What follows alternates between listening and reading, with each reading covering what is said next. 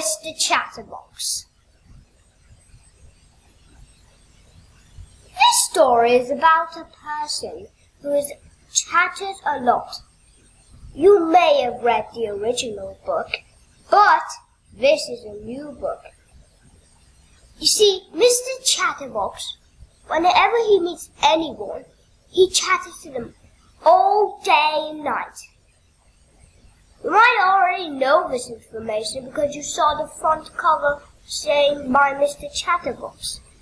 Well, this story is officially very, very, very fun.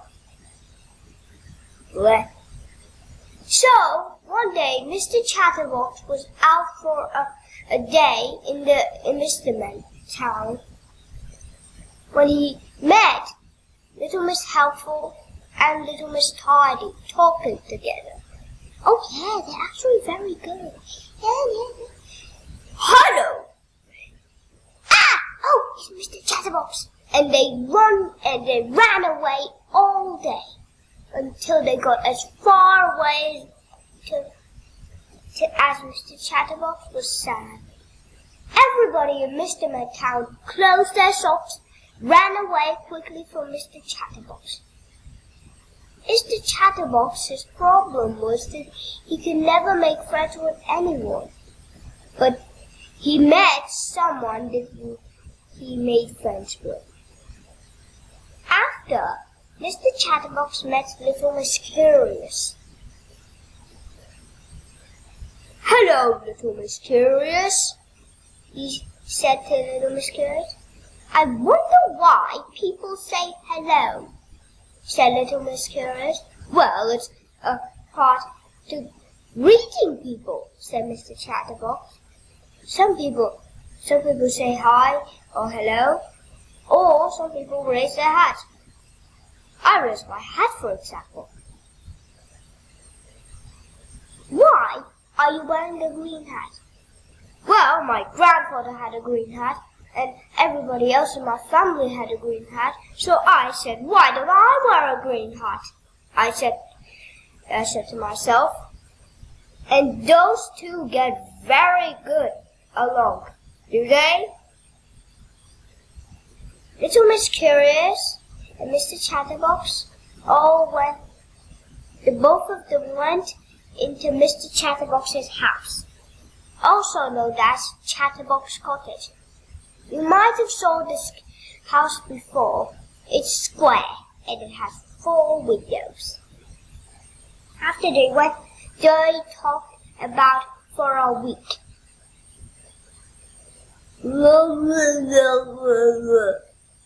That week, Mr. Chatterbox was talking, but he couldn't. I wonder why you stopped talking. It was silly, in fact. Mr. Chatterbox lost his voice. Well, I don't want to stay with anyone that doesn't answer my question. I'm leaving, Mr. Chatterbox, said Little Miss Curious, and went out of Chatterbox Cottage. Mr. Chatterbox was very sad. Little Miss Chatterbox and the doctor were coming by. Well, as you can see, I'm really worried about my brother. It's like I'm so worried that he might be ill, or he has a fever, or he maybe has a dangerous flu on his way. And she was chattering to the doctor all again until they got to Mr. Chatterbox's house. Well, Mr. Chatterbox, said the doctor, I found out that you have lost your voice, said the doctor. Said Mr. Chatterbox. Said Mr. Chatterbox again. You mustn't say a word for 8 days, said the doctor. So, for 8 days, Little Miss Chatterbox stayed with Mr. Chatterbox, and she started helping him a little. After 8 days, Mr. Chatterbox looked as bad as ever. he poked by Little Miss Huff and Little Miss Tidy. They ran away, but Mr. Chatterbox was sad indeed. It looked like he hadn't even slept for a week. Then everyone else closed the shops and ran away, but Mr. Chatterbox didn't care about that. He went to the doctor, and the doctor said, "What's wrong, Mr. Chatterbox?"